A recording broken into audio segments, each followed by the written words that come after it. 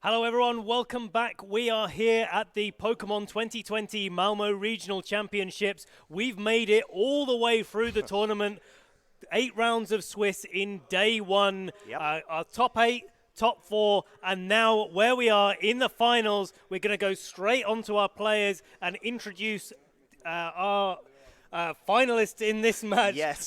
Tobias Koschitzki and Alexandre Lissardy. Yes. So it's going to be a highly anticipated final. Obviously, we did just finish the semi-final as well. So it's honestly such a strong performance from both players throughout both day one and day two as well. They have been able to reach the final plateau of the final for today's event for the Pokémon 2020 Malmö Regional Championships. And if we look back at these players' records, we have Tobias that went 8-0 in day one, so far undefeated going into the top cut, and Alexandre there on your screen, a 7-1 record in day one. Yep.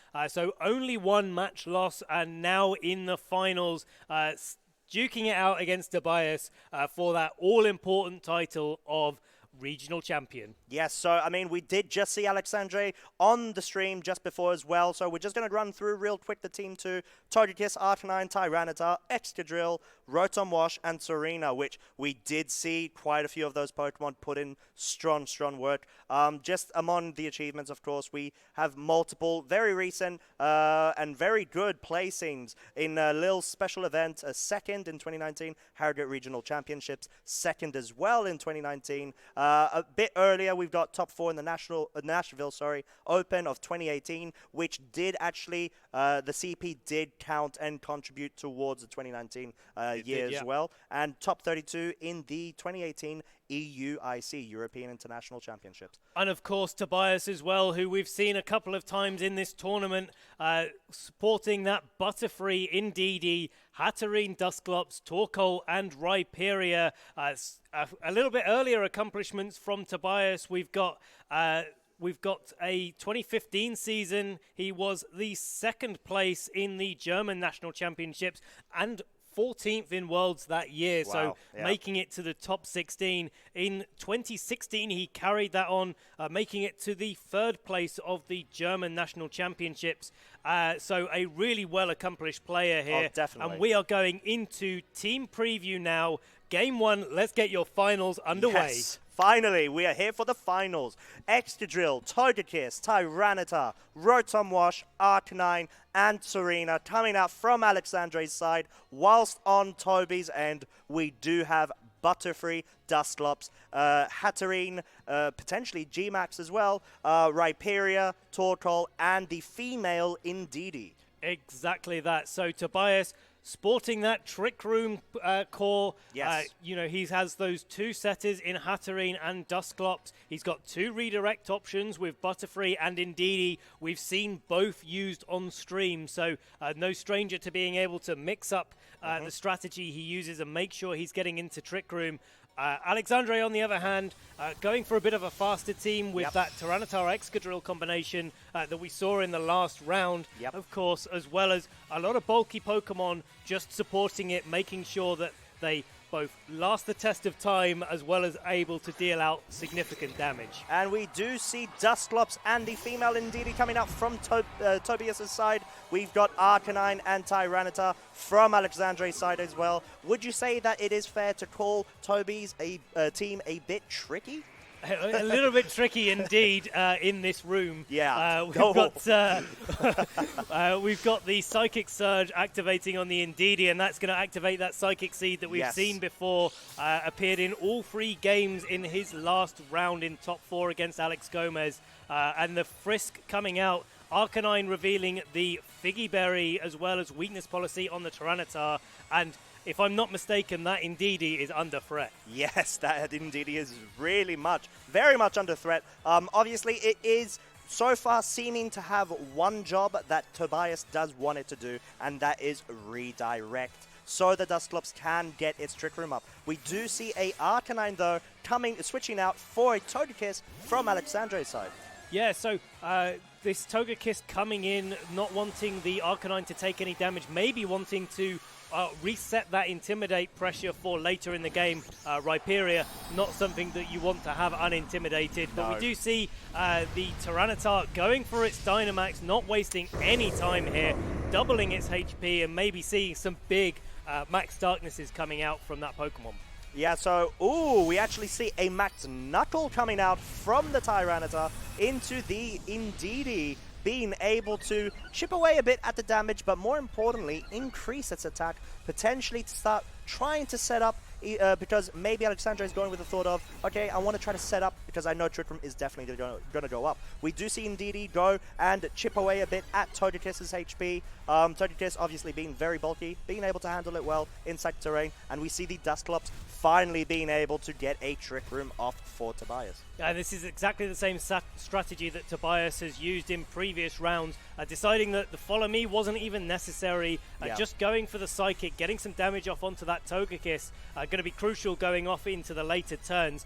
Really like the play there from Alexandre, though, not wanting to remove the Indeedee from the field too early, just deciding to build up his Tyranitar, make it even more of a threat, but more importantly, reduce the number of turns left of Trick Room. So very important play there. So we see a Follow Me coming out from the Togekiss on Alexandre's side, becoming the center of attention.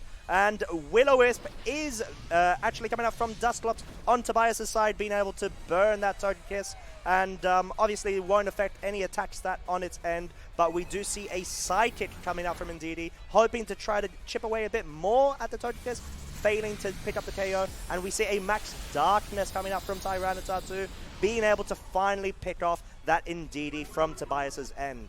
Yeah, that's a big KO to get in this turn. Really correctly predicting that Tobias wasn't going to go for the Follow Me again, following suit from turn 1.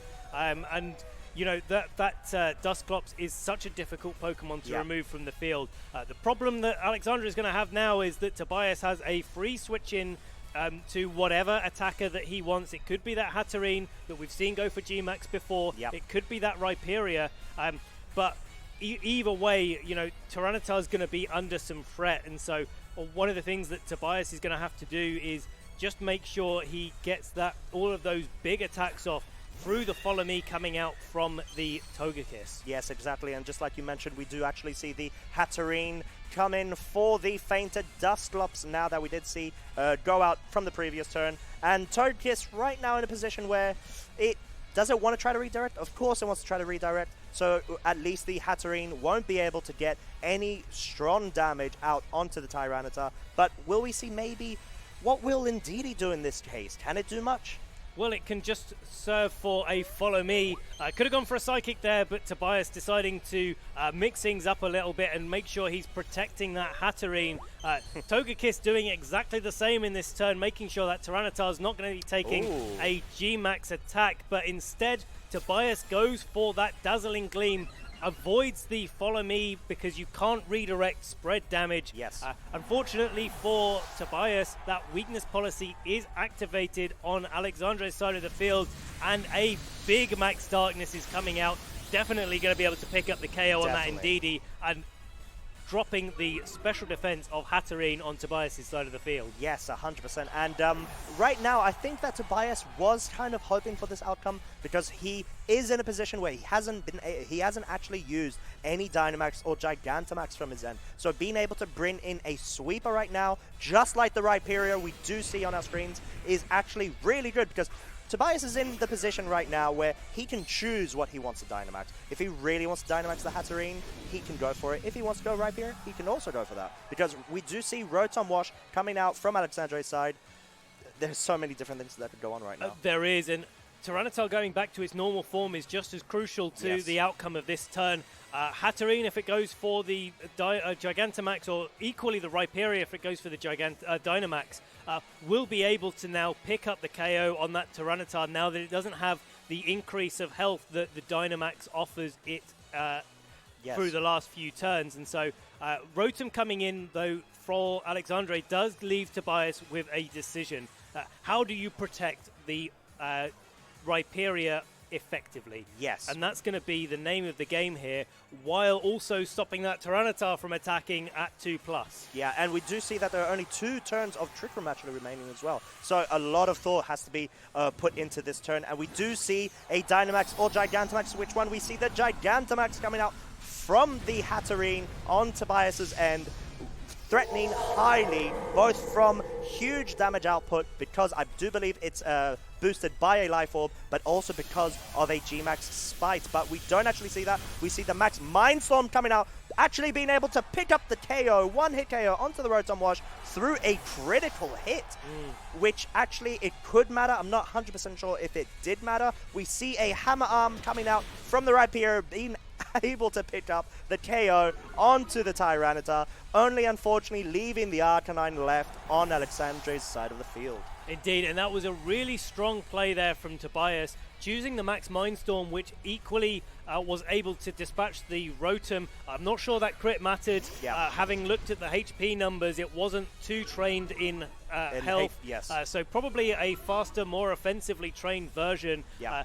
But that Max Mindstorm would have been able to do significant damage for the Arcanine if it was that Alexandre decided to switch it in and protect the Rotom. Hammer Arm obviously is a follow-up for the Tyranitar, easily enough to pick up the knockout there. Yep. So really great play there from Tobias in covering all of the options. Now it's Arcanine versus the world. Arcanine not known for being able to to do that, to get through those 2 Pokemon. No, yeah, exactly. So I do think that Alexandre was able to pick up on that. And he did recognize right now there's only 1 more Trick Room turn remaining, but what can Arcanine actually do against Rhyperior, which is an absolute powerhouse, especially on the Trick Room. And it's weak too, of course. And then you got the G-Max Hatterene. Just being able to say it can take so much advantage of Trick Room, especially with whether it's a Psychic side of it or the Fairy side of it, through the use of the Dynamax moves. Indeed, and you know, getting an opportunity to go for that G-Max Smite and get the confusion on your opponents is really nice to have. But Tobias really demonstrating that you don't have to do that. You know, you can go. You have to choose the right moves for the right situation. Yes. And in that situation where you have that Arcanine in the back, definitely correct to go for the Max Mindstorm, because later down the line, Max Mindstorm, once it sets up that Psychic terrain, is boosted in power. Exactly. So it's all about knowing what options you have and to weigh all the different choices that you can make. And I think that Tobias was able to recognize it, because his team, to be completely honest with you, it's kind of like a 1-mode team. It could potentially have a second one, maybe with a Butterfree there, but in general, it is a Trick Room team. So it's that tough battle of the ages, non-Trick Room versus Trick Room. Indeed, Yes. indeed. And so, you know, speaking of trying to set up Trick Room, Tobias is probably going to go for quite a similar strategy, but what does Alexandre need to do to switch up this this matchup? Oh, well, I mean, Alexandre right now, he needs to try to be able to, because as we can see, I don't think he has a very reliable way of shutting down the Trick Room option. So it's kind of trying to bide your time as much as possible, but at the same time, being able to take as least damage as possible too. So it's going to have to be correct leads and correct kind of like anticipation of Tobias's moves. Exactly that, and we see turn 1 here of game 2. No switch up here from Tobias, going for Dusclops and Indeedee, and exactly the same lead from Alexandre going for that Tyranitar and the Arcanine. I suppose the big question is here, do we think that the Follow Me is coming out, or do we not? Yeah, I mean, I think that's definitely the right question, because right now Tobias is in a point where he's just kind of he's showing his game plan right now. He's saying, okay, I'm leading the same 2 Pokemon because I have the same general game plan. Now, there are different ways of handling it. He could have gone for a Butterfree Redirector as well, but in this point, he did feel that for him, for the second game as well, and this matchup in general, Indeedee is such a really good Pokemon to try to utilize and take advantage to ensure he gets that Trick Room off. Yeah, exactly. And when you've got a team that's centralized around a particular strategy, you've got to make sure you have all of the options available. That's exactly what Tobias has been doing through this whole event. We see the first Dynamax of game 2 here. It is that Tyranitar coming out for Alexandre.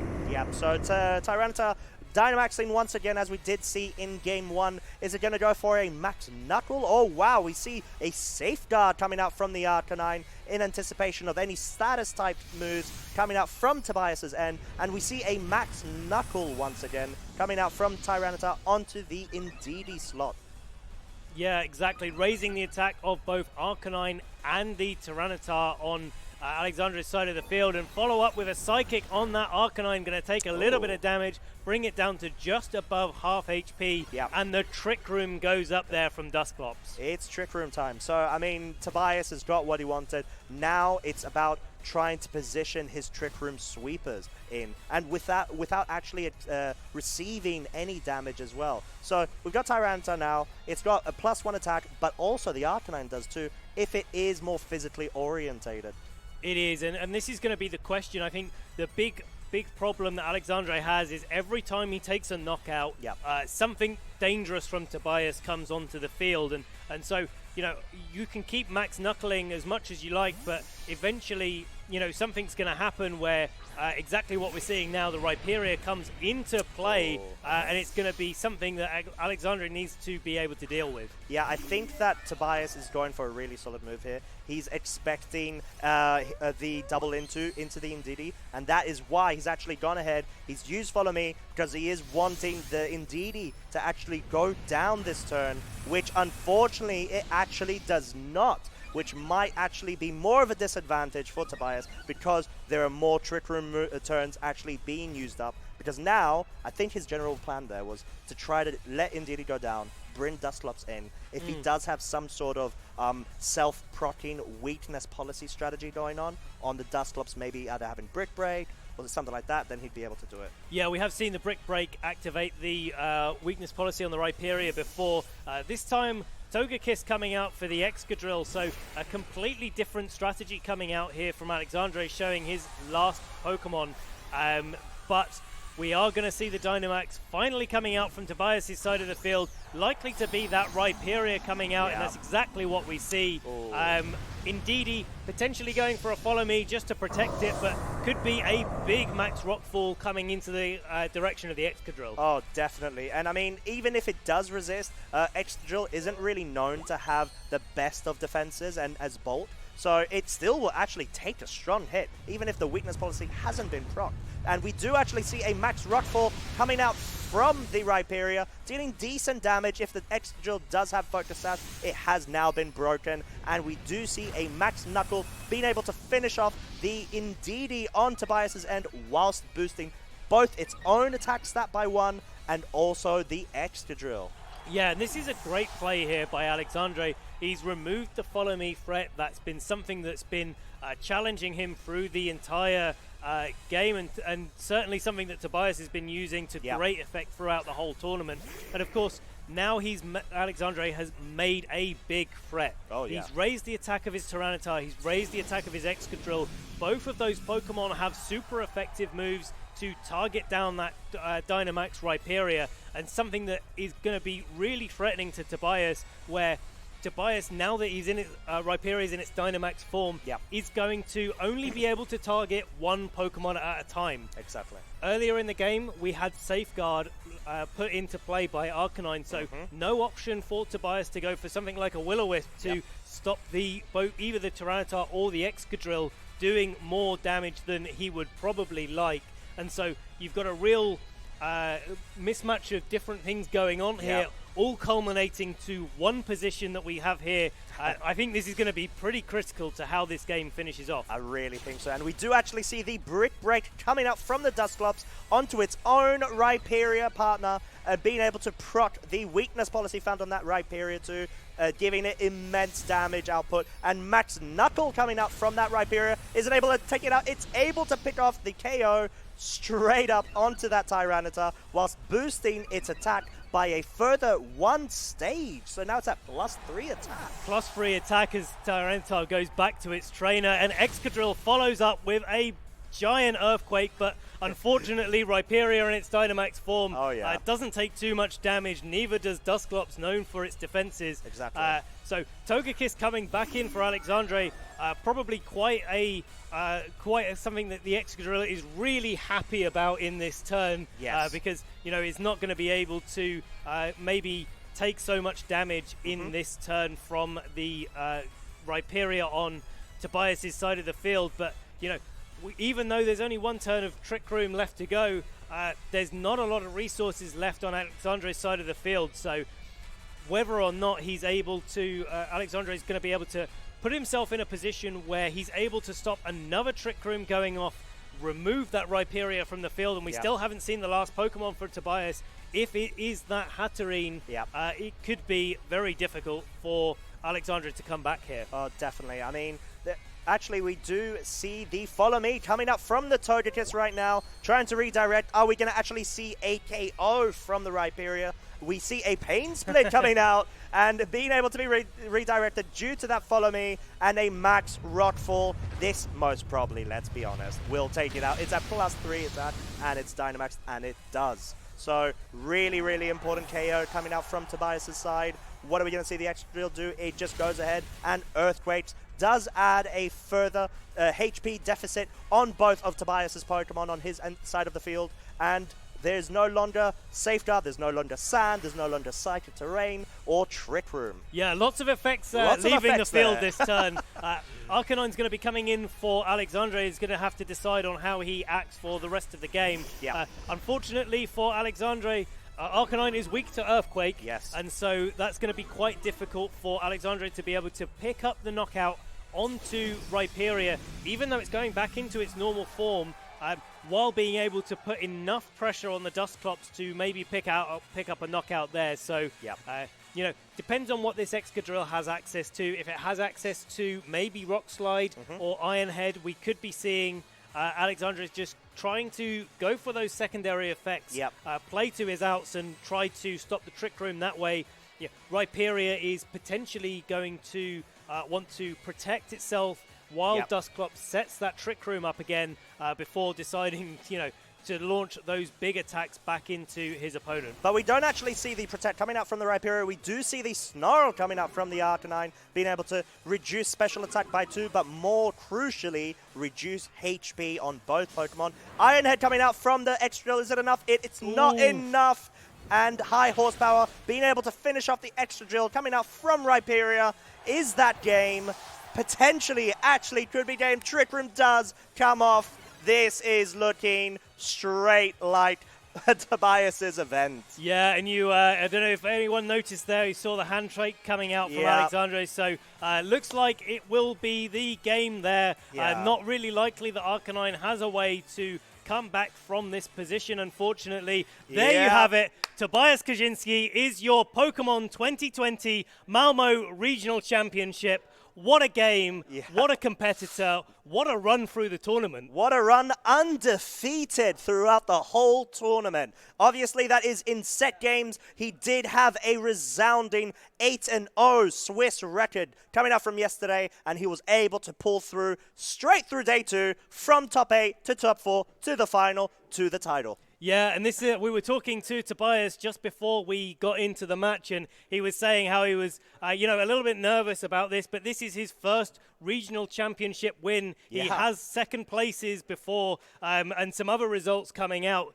Never quite made it to that final stage, and just converted that into a win. So absolute props to Tobias. He's played so well. We've seen him 3 times through this tournament, and every single time he has won his match in commanding fashion. So brilliant play. We're going to go to a short break now, but we will be back in just a moment with your winner of this tournament, Tobias Koschitzki.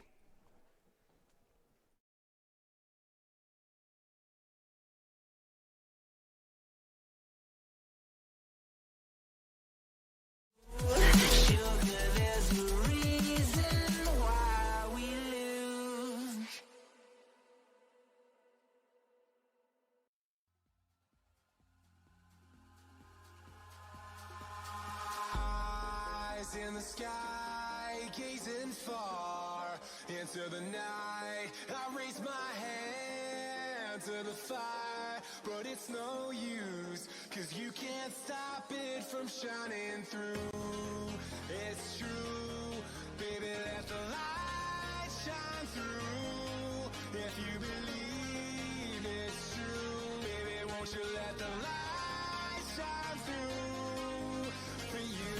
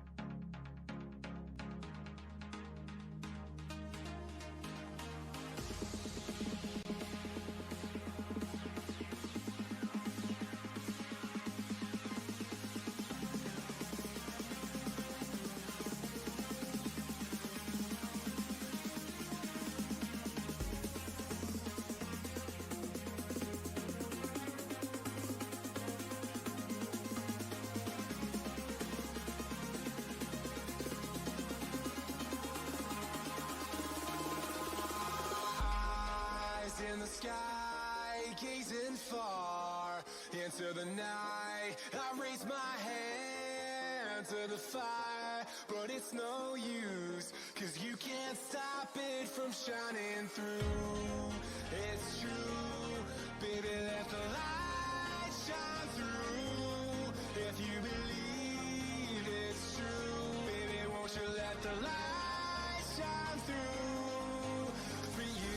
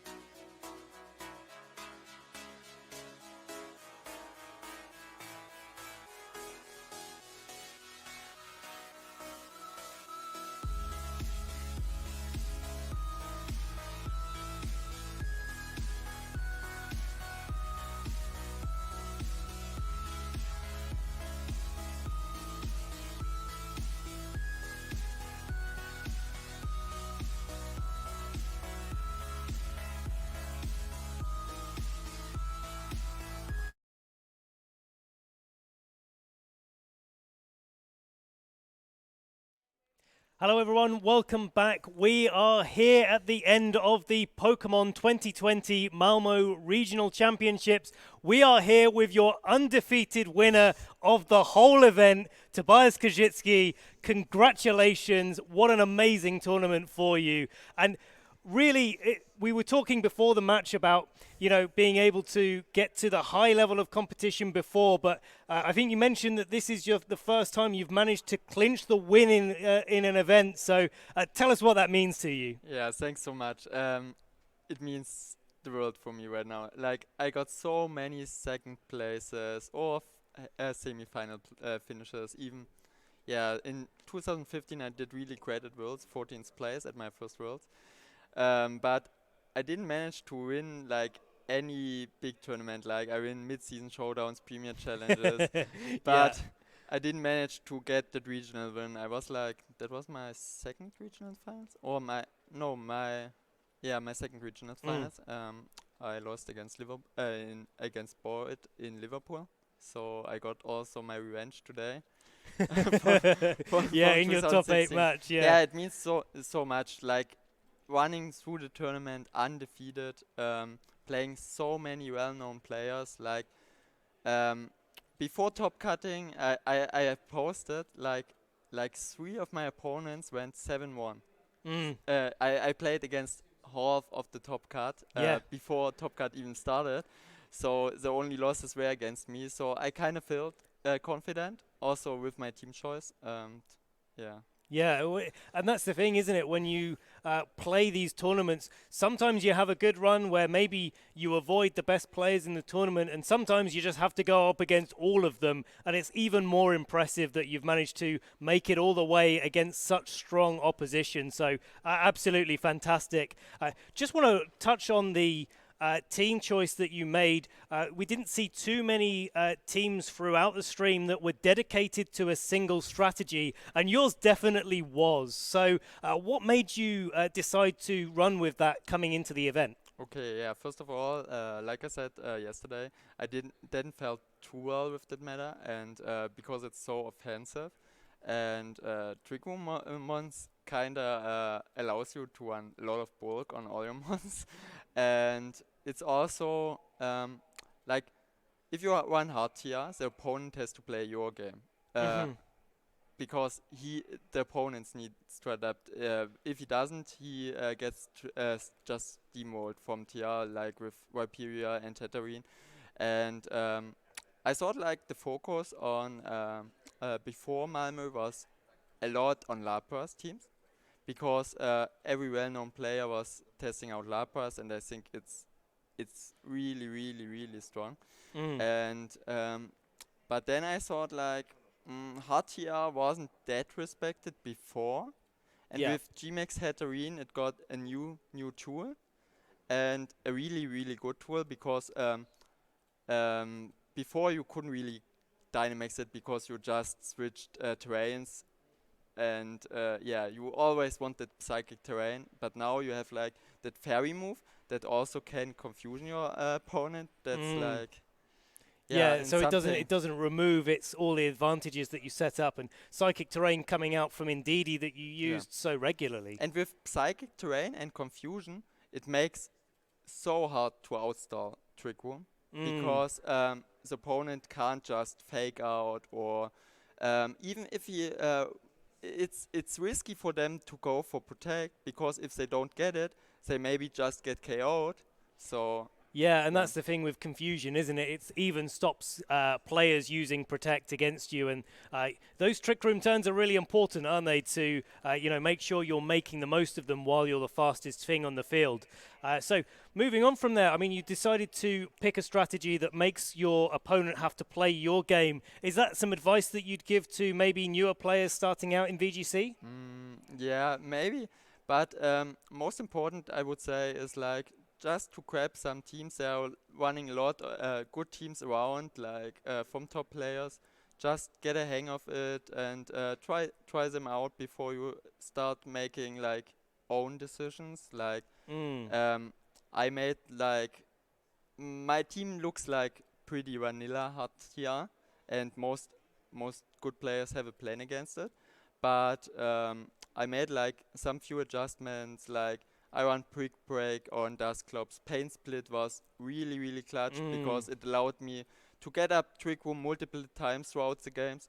And yeah, and also running Protect on a lot of months was really nice, good. yeah. Yeah, so, you know, look around and see what the top players are playing. Players like Tobias here, see if you can maybe see what they're running, give it a go, and then maybe work on from there. Great advice, and really all that remains now, I'm sure you've been waiting for it since you won that match. I'm going to be passing along your trophy now. Here we have it. I'm going to give it to you, Tobias. This is your championship trophy. Again, absolutely fantastic play through the whole tournament. Congratulations. Hope to see you again at the next regional championships that are coming up. That's all we've got time for at the moment. So we're going to go now and leave Tobias to enjoy his win. Congratulations to all players, and thank you to everybody that watched the stream. Been absolutely fantastic, and hopefully see you again soon.